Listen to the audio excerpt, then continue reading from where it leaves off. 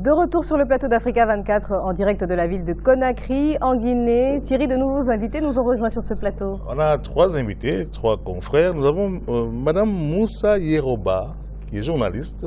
Bienvenue sur le plateau. Juste à côté de vous, nous avons Monsieur Roby Sarah. Roby Sarah est analyste politique. Il travaille à Adinfo Média. Bienvenue. Merci. Et nous avons Monsieur Djiba Milimono, journaliste. Bienvenue. Merci, bonsoir. Alors, il a été question de la gestion de la crise liée au virus Ebola en Guinée. Puis nous avons fait un focus sur, ou plutôt nous nous sommes élargis sur le système de santé en général.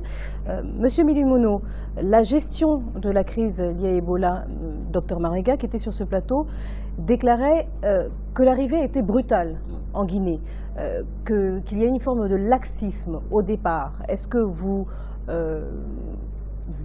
comment analysez-vous ces propos?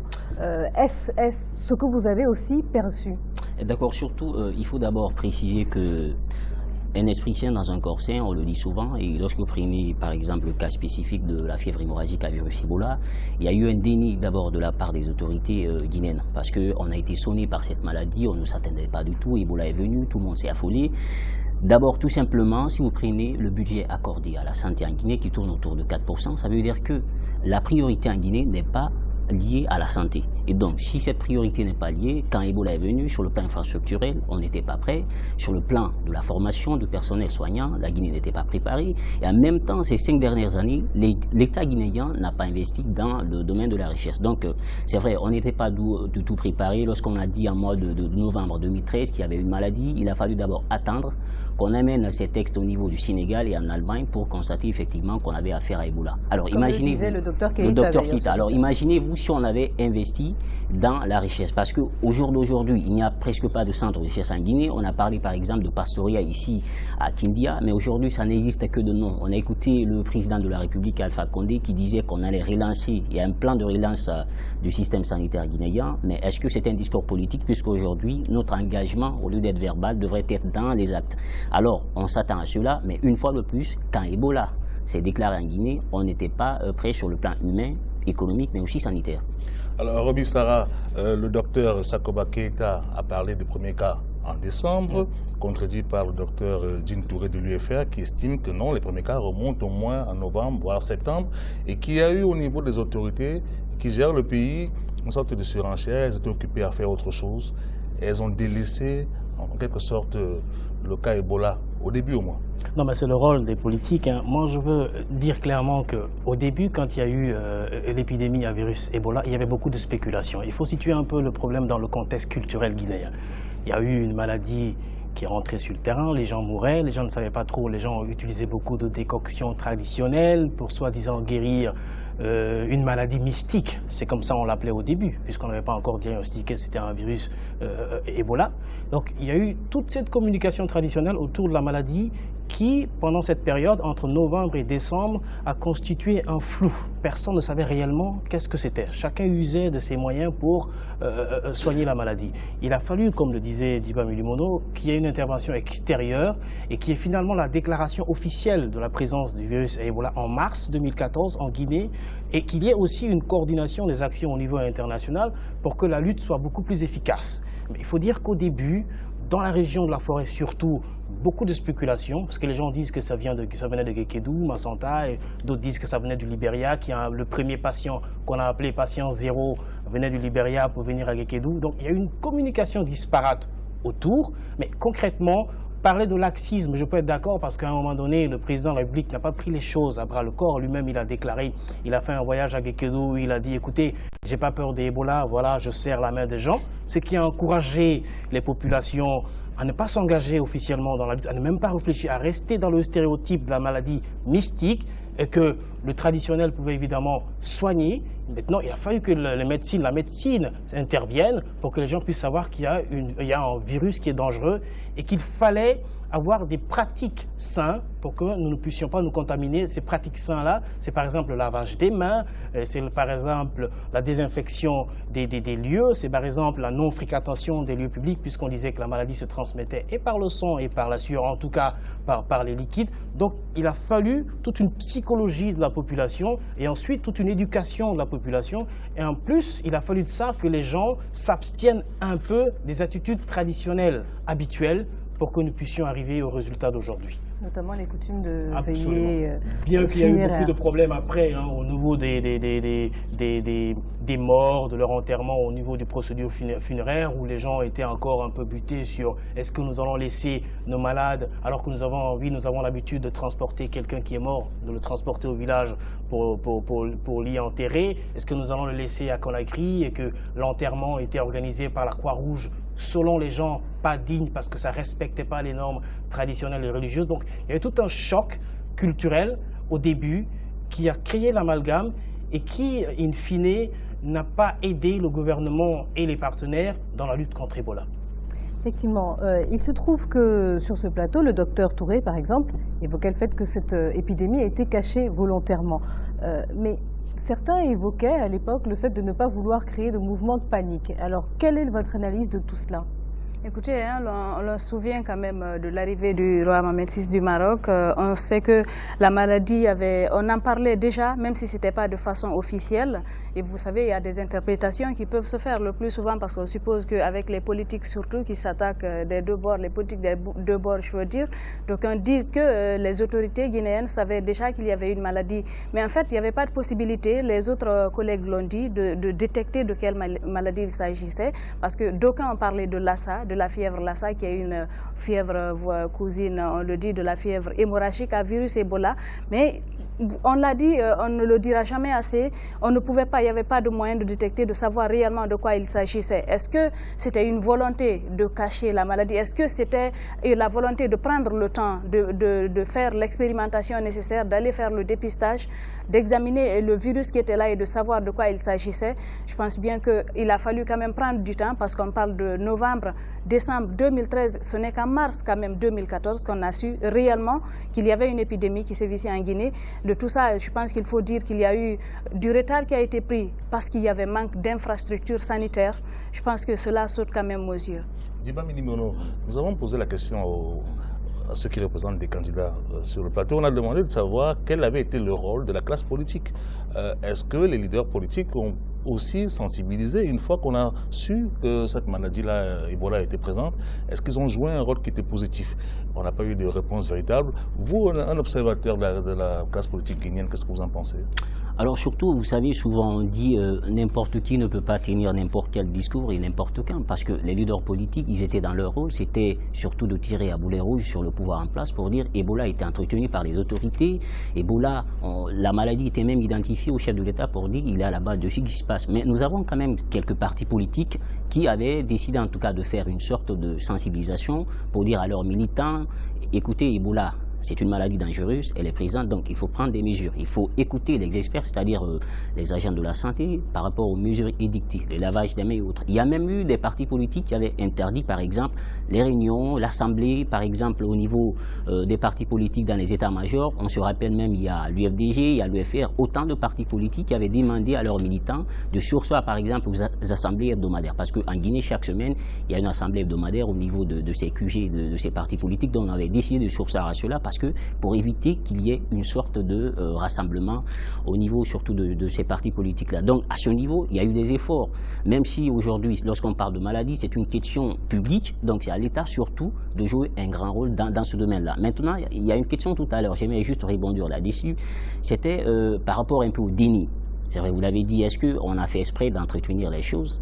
Au début, laissez-moi vous dire, c'est vrai que les mots ne sont pas innocents. Un simple mot peut changer une situation. On a vu en Guinée des ministres qui sont allés jusqu'à dire « Lavez-vous les mains avec de l'eau et du savon, vous pouvez trouver une solution à Ebola ». Il y a eu un déni totalement. On n'a pas voulu dire la vérité au peuple de Guinée. On s'est dit peut-être le faire, c'était de plonger le pays dans les mois. Mais à mon avis, il fallait aller... C'était pas aussi de l'ignorance? Bon, c'était pas de l'ignorance parce que vous imaginez, lorsqu'une maladie s'est déclarée, à mon humble avis, c'est une question technique. Alors, il fallait impliquer des hommes qui sont concernés par cette maladie, c'est-à-dire les agents de santé, mais on a mis en place un comité interministériel qui avait aussi le ministre de la Communication, M. Alousseni Makanera Keke, se sont déplacés à l'intérieur du pays, au niveau par exemple de Guékédou. Je suis originaire de cette région, pour dire aux citoyens, écoutez, le chef de l'État nous a délégué pour vous aider, pour vous assister, mais on a voulu tout simplement politiser la maladie et quand on est arrivé à un niveau, on a joué au triomphalisme, on n'a pas voulu dire la vérité aux Guinéens. Donc c'est ce qui a fait que la maladie finalement s'est développée. Monsieur Sarra, lorsqu'on entend le docteur Keïta dire que 14 centres ont été construits dans la Guinée, particulièrement pour aider à la lutte contre Ebola, des centres de traitement, d'épidémiologie, je vais y arriver, et qui vont d'ailleurs servir à d'autres types d'activités liées au secteur de la santé. Comment réagissez-vous à cela? Non, mais il faut dire que si Dr Sakoba était là, je lui aurais dit en même temps que pendant cette période, entre 2014 et 2015, 94% des structures de santé urbaines ont été fermées pour cause de manque de matériel, pour cause de structures pas adéquates, n'est-ce pas? Et que quand on est dans un pays où une crise sanitaire a quand même touché le secteur scolaire en une année, en baissant la fréquentation scolaire de 35%, en baissant la fréquentation de structures de santé pour les femmes en accouchement prénatal de 20% et les femmes en accouchement postnatal de 25%, on se rend compte que la question était grave. La question était grave dans la mesure où, je veux dire que la coordination de la lutte contre Ebola a quand même reçu assez de fonds pour la gestion de la crise Ebola. Je trouve qu'ils n'ont pas fait assez. La surenchère dans la communication, je suis d'accord, 14 structures de santé contre 94% qui ont été fermées, je trouve que c'est peu. Je trouve qu'il y avait beaucoup plus de choses à faire encore dans la lutte que la coordination pouvait faire dans le cadre de l'amélioration des structures de santé. Vous vous rendez compte que pendant cette crise Ebola, qu'en Guinée, pour la première fois, nous assistions à des gens qui avaient peur d'aller vers les médecins, qui avaient peur d'aller à l'hôpital parce qu'il y avait une mauvaise communication. Parce qu'au début, la coordination n'a pas pris le taureau par les cornes en suffisamment communiquant au sein des populations, en leur disant Ebola, ça se guérit, mais on l'évite et ça peut se guérir, mais en allant à l'hôpital. Vous pouvez l'éviter, ce qui n'a pas été fait. Encore une fois, les clichés culturels ont essentiellement joué, mais je trouve qu'avec les budgets alloués à la coordination, avec les fonds, avec les dons, le flou existe encore autour de ces fonds-là. Avec la gestion de ces fonds-là, je pense qu'on aurait pu faire assez. On parlait même à l'époque de manque de lits. Il y avait un manque criard de lits. Il y avait des malades qui n'arrivaient même pas. On avait des centres de gestion des malades d'Ebola installés au niveau de Donka, d'autres au niveau de Nongo et d'autres à Forêt-Carrière, etc. Avec le flux de malades, il n'y avait même plus de place, il n'y avait pas de lit. Pourtant, la communauté internationale a assisté énormément le pays du point de vue financier et matériel pour la gestion de la crise Ebola. Il y a eu des véhicules alloués à la coordination, mais malgré qu'il y avait des véhicules, il y avait des problèmes de déplacement des malades. Il y a eu un numéro d'alerte proposé pour que les gens puissent appeler au cas où on doutait de l'état de santé d'une personne. Mais difficilement, les gens arrivaient à joindre ce numéro de 115. Donc, il y a eu énormément de problèmes autour de la gestion de la crise Ebola. Mais je pense qu'ils se sont rendus compte vers la fin. Et il y a eu des actions urgentes qui ont été prises lorsque la communauté internationale a décidé de s'impliquer. Et lorsqu'il y a eu la convocation des 3 chefs d'État, oui, je vais vite finir si vous permettez, lorsqu'il y a eu la convocation des 3 chefs d'État aux États-Unis, où il y a eu d'ailleurs le plan de relance prioritaire post-Ebola, c'est à partir de ce moment-là que les gens se sont rendus compte de la gravité de la chose et de l'implication au niveau de l'international. Merci, Monsieur Sarra. On va lire la réaction d'un téléspectateur qui réagit par rapport aux propos d'un invité qu'on avait sur le plateau, au propos de M. Ba, qui disait qu'il y avait trop de cabinets, enfin qu'il y avait trop de cliniques privées en Guinée qui évoluaient dans la clandestinité. Il a été corrigé d'ailleurs par le docteur Touré qui a précisé qu'il s'agissait en réalité de cabinets privés. Et la question est de savoir, la question est la suivante, où voulez-vous qu'on aille? Alors effectivement, je me tourne vers vous, Madame Ba. Quelle est l'alternative qui est proposée aux Guinéens entre les centres de santé qui n'existent pas forcément ou qui ne répondent pas à leurs attentes ou aux tradis praticiens? Comment faire, comment choisir? Et est-ce que ces mesures vous semblent adaptées? Écoutez, les cabinets privés, il y en a, ils fleurissent, même si, quand on le dit, ce n'est pas adéquat. En fait, les normes ne sont pas respectées, mais en fait, l'autorité en haut, en amont, ne fait pas aussi ce qu'il faut pour que les normes soient respectées. Mais comme vous l'avez dit, on a par exemple 2 CHU pour la ville de Conakry, même si on a des hôpitaux régionaux à l'intérieur du pays, mais qui ne répondent pas forcément aux normes. Vous aurez des villes à l'intérieur du pays où il n'y a pas de centre de santé, ou bien même s'il y en a, il n'y a pas de personnel, il n'y a pas d'infrastructure, il n'y a pas de médicaments. j'ai à cœur l'exemple de cette dame. Je vais toujours l'avoir en tête. Cette dame qui a accouché au fin fond de la Guinée, qui portait une grossesse gémellaire. Mais il n'y avait pas de médicaments, il n'y avait pas de sage-femme pour s'occuper d'elle. Elle a fait le premier bébé. À l'intérieur du pays, c'est dans Pita, c'est à plus de 200 km de Conakry, mais elle ne pouvait pas accoucher du deuxième bébé parce qu'il n'y avait pas de moyens, de matériel pour l'aider à faire venir le deuxième bébé. Donc il a fallu qu'elle vienne jusqu'à Koya, à 50 km de la capitale Conakry, pour qu'on puisse faire une césarienne du deuxième bébé. Et finalement, les jumeaux n'ont pas survécu. Pourquoi? Parce qu'il n'y a pas de suivi. On vous dira que oui, on a construit des centres de santé, il y a des hôpitaux, mais s'il n'y a pas de personnel, s'il n'y a pas de médicaments, il y a beaucoup de femmes qui continuent à mourir en couche. Mais en fait, le plus souvent, il y a des cliniques, c'est vrai, mais il y a des personnes, il y a des femmes, il y a des messieurs qui ne peuvent même pas aller dans certaines cliniques.